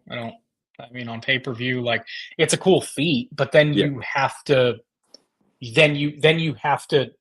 take a break in the logic of the storytelling of the match in order to get to your next spots if you don't plan on having Bandito sell it significantly, which he really didn't. right. Yep. All right, so up to our final two matches now. Going to the TNT Championship match between Daniel Garcia and Adam Cole. These two have been embroiled in a rivalry for quite some time, though it takes place almost exclusively on Collision. So I don't know how many people see it. So they work a solid back and forth here. Adam Cole finally captures the TNT Championship in just over 15 minutes. Um, Story of this one is a lot of work on Adam Cole's injured ankle and knee. So early in the match, Cole goes to hit a Panama Sunrise on the outside, and Garcia moves out of the way. So when Cole sticks the landing, it kind of tweaks his knee and ankle a little bit, and he's going to sell that for the rest of the match. Garcia does a lot of work on the leg throughout, and Cole struggles to hit the Panama Sunrise a couple of times later in the match. Leg gives out on him. Eventually, though, he's able to hit it a couple of times and then hit the boom kick as well to get the win. Other notable thing here worth mentioning: Garcia also hits the Panama Sunrise himself at one point and the boom kick as well. Fine match. I mean, crowd was fairly into this. I mean, as much as you could expect for a match of this caliber. Garcia and Cole are both sort of quasi baby faces. I I I'm not really sure where either is supposed to fall. Garcia worked more like a heel in this match. I mean, he was pretty vicious at times to Cole's injured leg. But then they kind of threw that out the window at the end because as violent and vicious as Garcia was at times, and even looked like he was trying to, as the announcer said, end Adam Cole's career, Cole offered him a handshake. So there was a disconnect here between commentary and the action that we saw in the ring and the post-match action. Not very much to say otherwise. Sean, where do you fall on this one? Yeah, I'm assuming they're both still faces. I mean, Garcia did work heel in the match, it felt like, but Yeah. yeah, I mean, assuming they're still both pretty likable. I mean, Adam Cole, he's got to stop with the selling of the ankle in every match. Like, it's just so overdone now, man. I was like, come on. He just sold it. I'm like, dude, I understand there's matches where that happens and you work on a body part, but he does that, it feels like every match. Like, he's got to pretend his ankle's hurt again, and they just work on it, and that's just the meat of the match. And I'm like, man, Adam Cole's so much better than that. I don't need that from him. I like more. The Panama Sunrise seemed like it happened every 2 seconds at the end. It was just too much. I mean, that kind of overdid it for me. The match was fine. The crowd, I mean, they were into it, but not really. They were just kind of like, Cole wins They're the just wearing title. out. Just Yeah. wearing out at this point. Long They're night. like, good for him. Good for him. Cole just, I don't know where he goes. He just doesn't feel like he's in a good spot. He's got the title now, but the TNT title just feels unimportant at the moment. Yeah, doesn't mean And anything. he's with Undisputed Kingdom, which nobody cares about them being together anymore. Please get them away from each other. I don't need them together anymore. Doesn't do anything for me. Garcia, again, he's just kind of is where he is. I thought there was something with him, but now I'm just like, yeah, he's kind of a mid card guy that kind of is where he is. Has some good matches, but I don't see a lot there to go to the next level with him. So the match was just kind of there. I don't know where they're going next with Cole, and I want him to be better because he's more talented than in what he's showing right now. But I don't know how high the ceiling is going to be at this point. Yeah, Derek Mitchell noting that this was the angle that they were working with on Collision Yeah. was the idea that Cole's been in the business for 17 years and this was his opportunity to win the title on the anniversary of his debut, which they did touch on in the post match, and that was a nice tidbit. There isn't much connection there. No, Like, there's not. sure, like he wins a title on the anniversary of his debut, but like it's a meaningless title. It's a tertiary title at best. I mean, it's a cool story. Like I like the fact that they're drawing attention to and paying homage to Cole's history in pro wrestling. I just don't think that there's much there in terms of prestige to latch onto with the TNT title. Sadler saying that Adam Cole is just his entrance at this point. I think there's Some validity to that. there's I mean, there's some. yeah there's a point there. I mean, I think that Cole still offers quite a bit in the ring, but Yeah. I do think that there's a point to a lot of the attachment to Adam Cole and that character being the fun entrance. I mean, he also added Sadler adding he deserves the criticism that Jey Uso gets, and I mean, I don't necessarily buy into a lot of the criticism Jey Uso gets. I think a lot of it is unfounded anyway. So, um, I don't think I would apply that to Cole either. But I do think there is a point to the idea that he isn't a whole lot more than his entrance right now, and that's really unfortunate. I mean, it doesn't have to be that way, but injuries have really derailed him, and more significantly, the booking and the stuff with MJF completely derailed him. Yeah. Sean, we have got one more match before we wrap things up here. So before we get into that, do a little VIP plug here for those of you who are joining us afterward or even live on YouTube but are not currently a VIP member. Good chance, good time, good opportunity to go VIP. PWTorch.com/go VIP is how you do it. You can see up on the screen there if you're joining us on YouTube or any of the other video formats. You get a whole host of awesome stuff: ad-free podcasts, VIP-only podcasts. You get 35 years of the podcast and newsletter archives. You get a weekly PDF newsletter. tons and tons of back issues, an ad-free version of the site, which is always great. And then just to quickly highlight some of the awesome VIP exclusive shows that you get.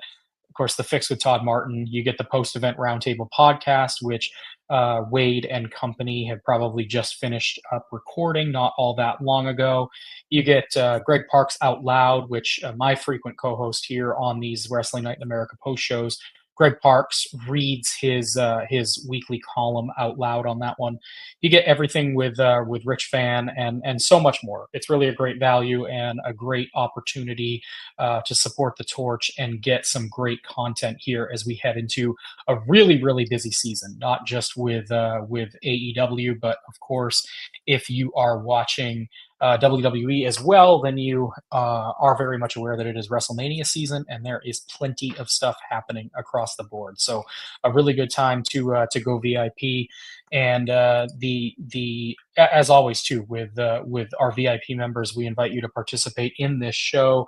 We can get you up here on the screen to chat with us. You can have your chats and comments featured on the live show as well, and it's a great way to interact and to have your voice heard on these Wrestling Night in America post shows. So once again, a good opportunity to go VIP if you haven't already, and a big thank you to all of our VIP members who are joining us tonight and who are listening to us on demand afterwards.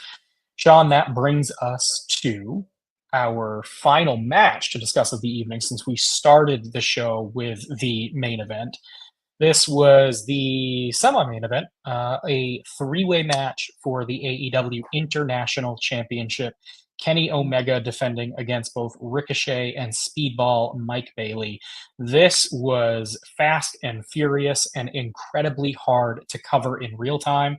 I missed so much just trying to describe some of the things that they were doing, because what would take them 3 seconds to execute was so complicated that it would take me 2 minutes to describe in text. So this was a real challenge to cover in real time for PWTorch, but it was also a lot of fun to watch.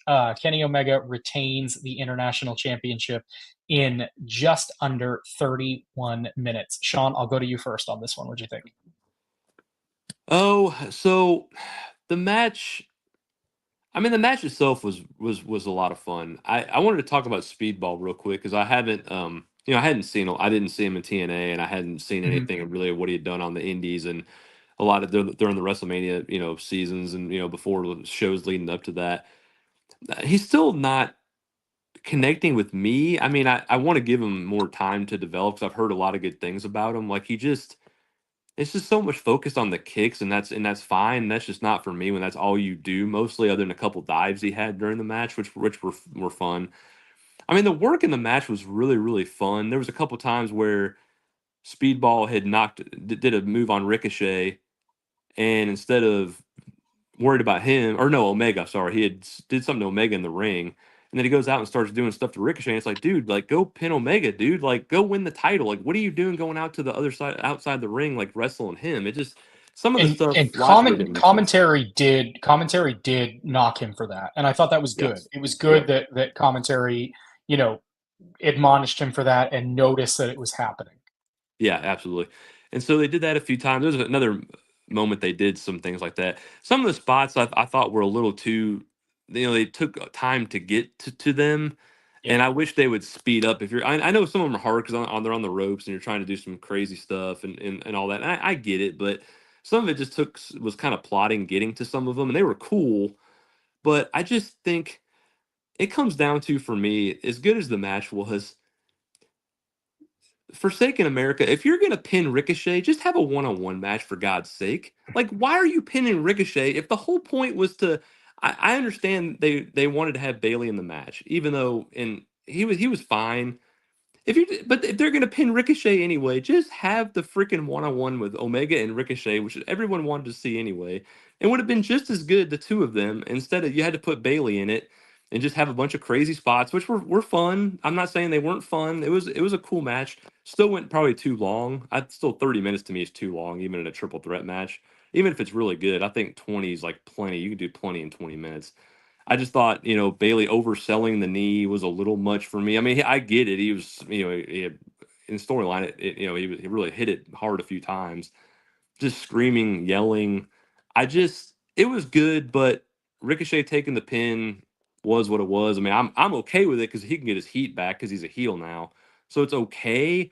But just have the one-on-one match if you're going to go to all that trouble just for that. That seemed very strange to me. Yeah, I certainly argued in favor of a one-on-one match with Wade this past Wednesday on the Dynamite post show, and I think I would still come down on that. Eh, I think that Ricochet has done enough and been impressive enough in his heel work to have earned a one-on-one match here. And generally speaking, Yeah, stories are better when they absolutely. are between two wrestlers, feuding, preferably a heel and a babyface. I understand the motivation for getting Speedball in the match, and I think that the result was largely positive. I really, really liked this match. I agree that there were some clunky spots, some stuff that got a little too cute at times, some things that, briefly take you out of the believability of it. But largely, I thought it was just a really, really strong match that showcased all three guys exceptionally well. I at first I kind of wondered, like, was the decision here to make this a three-way because they're protecting Kenny to some extent, but he's worked enough matches at this point, longer matches, that Yeah. I don't think that there's any real concern there. So I think it was just a matter of wanting Speedball Bailey in this match, which I get. I mean, he's a talented guy. I've enjoyed what I've seen so far.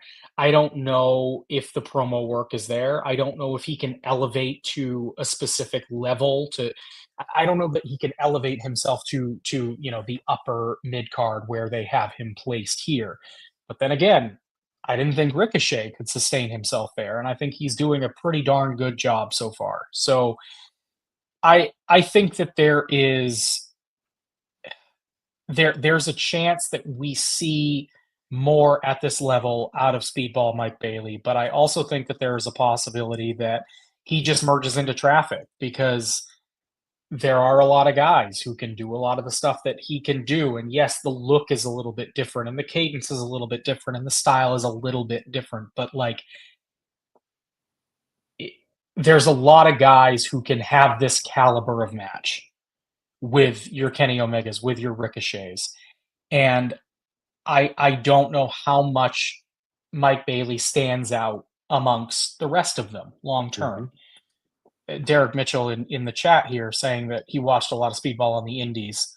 Recurring theme, but Speedball will work with his old buddy from TNA, the Beast Mortos on Collision. That's kind of been a recurring thing. A lot of people thinking a lot of the wrestlers on tonight's show, featured on tonight's show, are going to end up on Collision in throwaway matches. It's certainly possible. I mean, do I think that Bailey has a bit of a better chance than some of the other guys that we've talked about tonight? Yeah, but I still think that it's a distinct possibility because the line is so long.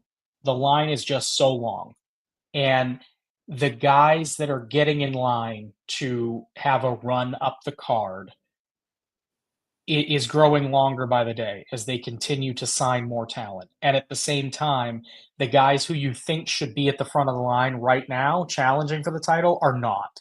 The Will Ospreys, the Kenny Omegas, the Kazuchika Okadas, the Konosuke Takeshita's. So the longer the line gets, the more impatient the front of the line gets. And you still have to satisfy all of those guys before you start getting to your new guys like Speedball Mike Bailey. So the list is long, and I don't see him. I don't see him moving to the top of it anytime soon. Let's put it that way. Yeah, I would agree. I mean, again, his style is a little unique, but how many thrust kicks, heel kicks, and all these kind of kicks can you do? I mean, eventually you just do the same things over and over, and it's just kind of. I mean, it's not as exciting anymore. It's fine, but it's not. what I'm looking for personally. I mean, it's just it looks cool initially, and then after you do it for 3, 4 weeks, 5 weeks, yeah, you're just kind of doing the same thing over and over and over. He's got to find something, and Derek brings up a good point. Like, not sure that Speedball has that other gear, and he brings up Ricochet as the change helped him tremendously, and I think that's the case. I mean, if Ricochet doesn't find this character, doesn't find this in himself, I think we're talking about him just merging into traffic, being one of a dozen or so guys that can do what he can do. He's standing out because he's carved a lane for himself with this really entertaining character that I don't think a lot of us thought he had in him.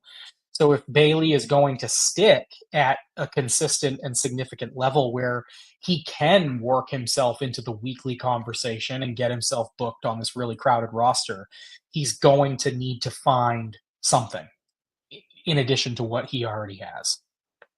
Yeah, yeah, So I think that's what. Yeah. yeah, so before we wrap things up, post-match angle, Kenny Omega is collecting himself in the ring, pours a bottle of water over his face. He's exhausted, and the coin drops, and out comes the aforementioned Kazuchika Okada. Okada comes to the ring with his Continental Championship, engages in a very, very brief stare down with Kenny Omega, and Omega leaves the ring and leaves Okada to pose with his title alone. So they are teasing the much anticipated next chapter in the Kenny Omega Kazuchika Okada rivalry. Sean, what's your level of interest in returning to this feud in 2025?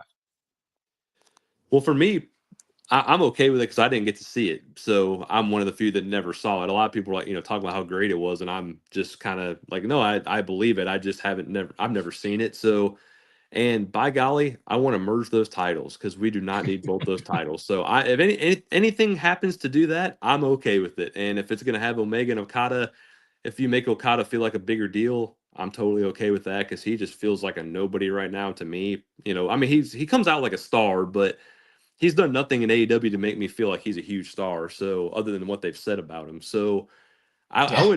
I'd be interested in Omega Okada. I'm fine with it. Let's go. Let's make me interested in why it was so good for so long. Yeah, it's been said on these shows many times, but the situation has not changed. If you have never watched Kazuchika Okada in New Japan, and you are only going by what you've seen in AEW, then what you've seen is a whole lot of smoke and no fire.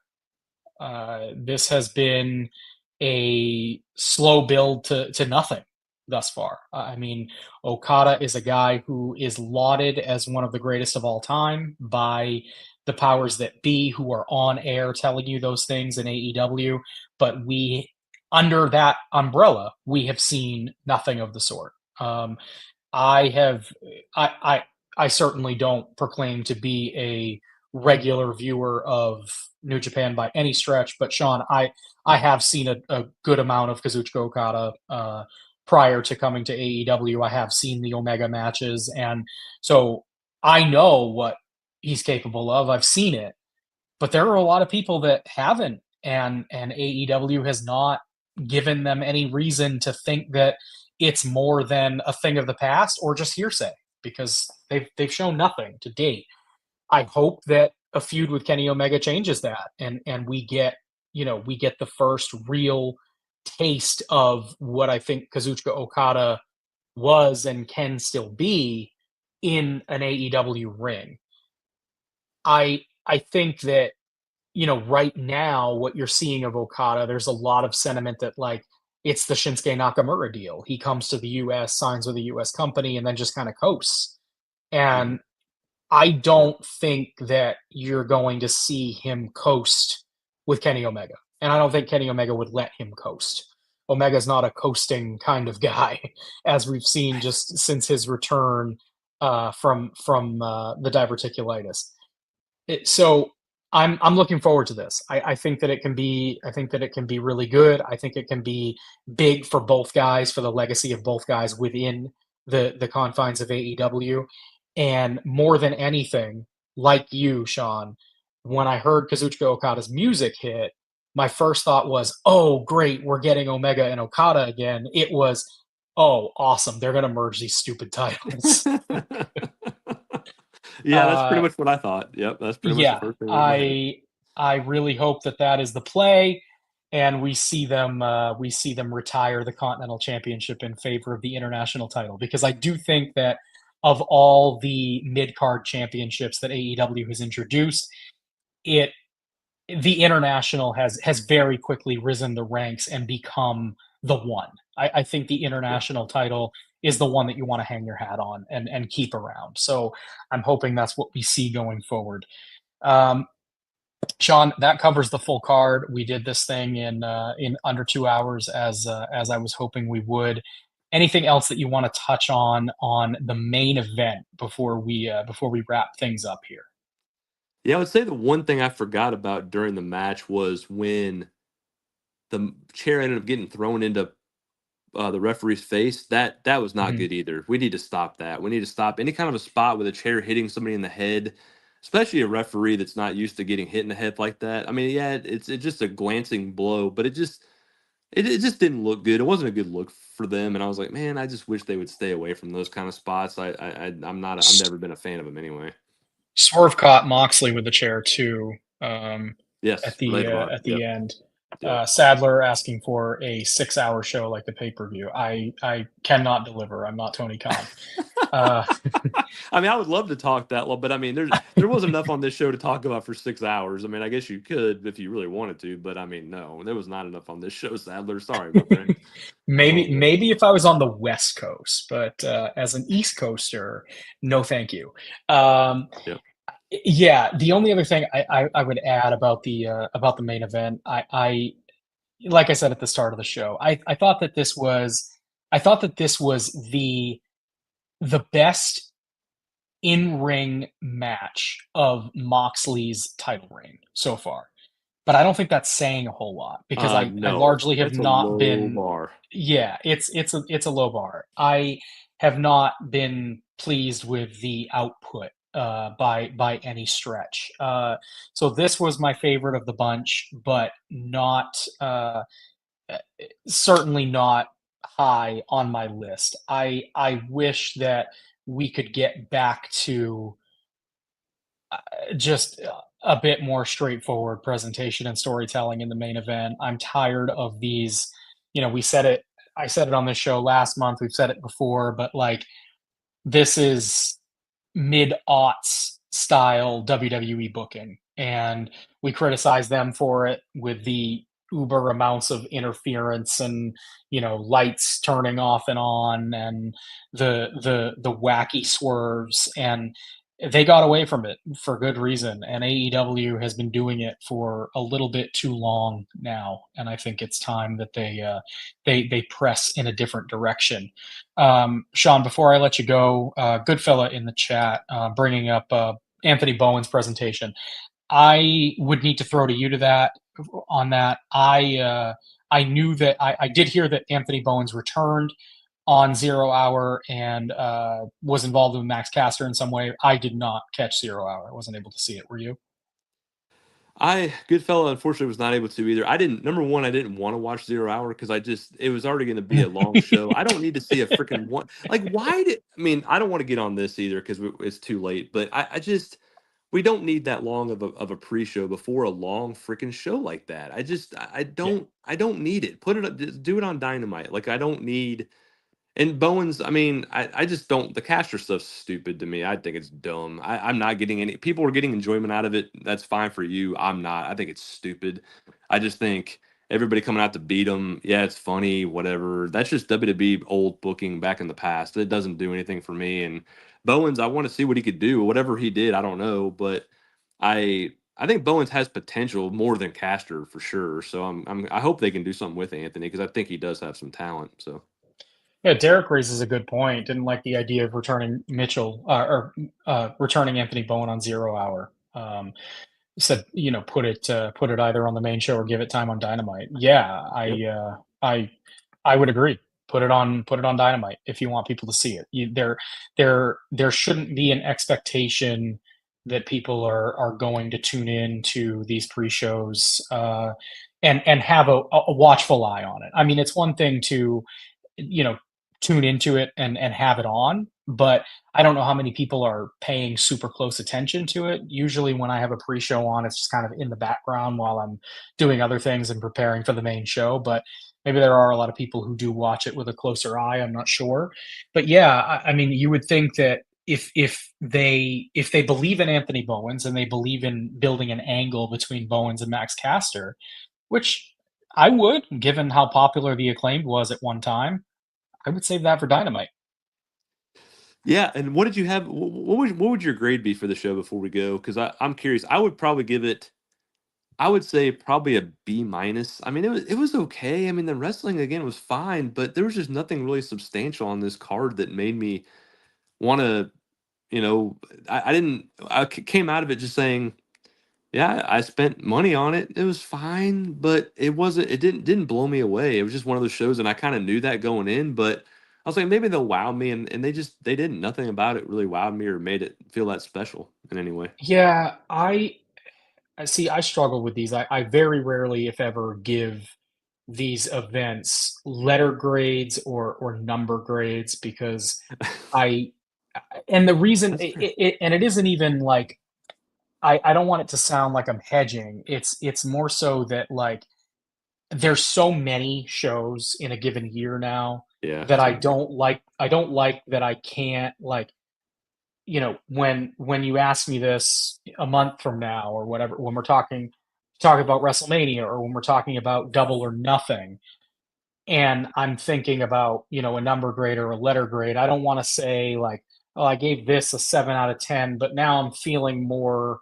I'm feeling a little bit more jovial about it. So I gave this one a 7.5 or a 6 or whatever. Yeah, And then I look back at my ratings throughout the year and it's like, well, this doesn't really match up. I can't put it in context with everything else that I've already seen and everything that is to come. So I have taken to just going, thumbs up, thumbs down, thumbs in the middle, yeah. kind of the torch way.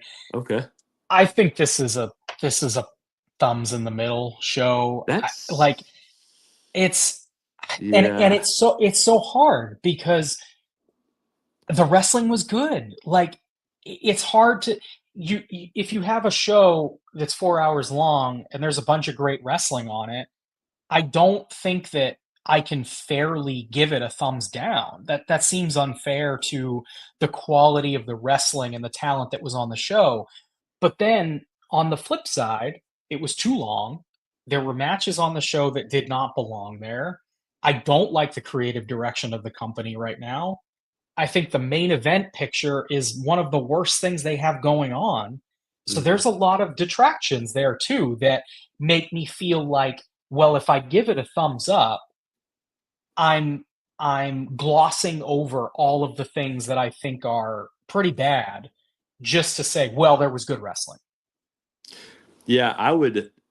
And it's funny because the more I think about it, the more I'm leaning thumbs down in the sense of you had matches that went too long, matches that went too long for other reasons than just being too long. There was just reasons in the matches why they shouldn't have gone too long. And like you said, Swerve really should have won in my opinion. I just think him losing was just not a good thing. And B minus. I mean, I'm ready to stick with that. But the more I think about it, the more I want to have it, as a thumbs down show because there were just things I didn't like about it. And there's the three matches you're building for. I mean, you have Omega Okada at All In, is going to happen. You have FTR and Copeland and Christian's a mid card match, but I mean, you're already kind of setting up for that. I'm assuming, and then you have Tony and Mercedes. I'm assuming that's where they're going, and most likely, I guess Osprey is going to be the guy. Which I mean, I'm fine with, but I just don't want Osprey to get in the muck of this crappy storyline. I don't want him to be anywhere near this garbage. It's just bad. So I'm scared for that too. Yeah, a lot of the chat seems to be in consensus. I mean, I put up a lot of them here on the screen as you were talking, Sean. A lot of middle of the road. I mean, we got a 5 out of 10, a 4 out of 10. Sadler saying a B minus for him also. Uh, yeah, I mean, Goodfella pointing out that it's also a lot. You also have to take cost in consideration here, and when they're charging $50 for these shows plus tax, depending on where you're purchasing from, that's a steep price for a show like this. I mean, when you're asking people now, it was one thing when they were doing this 5 times a year, but to be asking $50 for what amounts to what are they at nine pay-per-views a year now? Is that what we're doing? I think so. Something like that. I know they Yeah. didn't have one in January or February, so I think nine is where they're at because we've got one other month where they don't have one. So yeah, I mean, $50 9 times a year, and it doesn't feel like you're telling enough stories to fill out that many cards, as we kinda saw tonight, and even with some of Revolution last month. Yeah, then it gets harder to justify a thumbs up for sure when you're factoring cost into this thing. It is high time that they get these pay-per-views on Max, please, for my wallet, for everyone's wallet, get them on Max. Absolutely, I'm with you. I'm with you. It's been a blast, Brandon, being on here with you, man. Thank you for letting me get on here and chat with you about AEW. Even though there's things I don't like, but there's things I did like too. So it was a good show to watch. Nothing horrible, but nothing. There's stuff not good, but it could have been worse. Could have been a lot worse. Yeah, for sure. Always fun to chat with you, Sean, and with all of our people in the chat joining us live on YouTube. Once again, thanks so much to VIP members for joining us tonight. And of course, I will be back here again in a couple of weeks for WrestleMania post shows. So we are right around the corner. It is definitely WrestleMania season. I will be here for WrestleMania Saturday and WrestleMania Sunday doing these Wrestling Night in America post shows. So I hope that you will join me for those. They should certainly be a lot of fun. Once again, thanks so much to all of our VIP members and for those of you who joined us in the chat. And hope that those listening on demand enjoyed as well. Thanks so much to everyone, and take care. And this has been Wrestling Night in America.